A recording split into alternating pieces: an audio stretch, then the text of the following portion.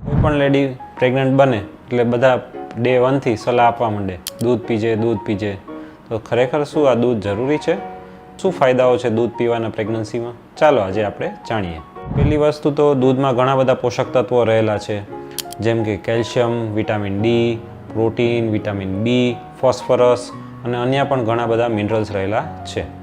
દૂધમાં રહેલ કેલ્શિયમ, જેમ આપણને બધાને ખ્યાલ છે તેમ, બાળકના હાડકાં અને બાળકના દાંત બનવા માટે ખૂબ જરૂરી છે, બાળકના ચેતાતંત્રના વિકાસ માટે જરૂરી છે અને ઓવરઓલ બાળકના ગ્રોથ માટે ખૂબ ઉપયોગી છે.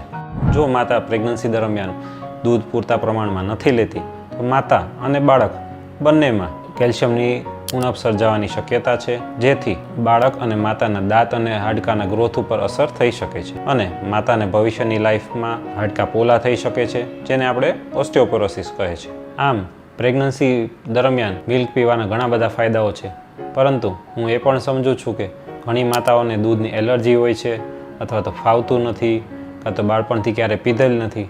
તો એવી મધર્સે શું કરવું એ માટે અમારો નેક્સ્ટ વિડીયો જુઓ. બાય.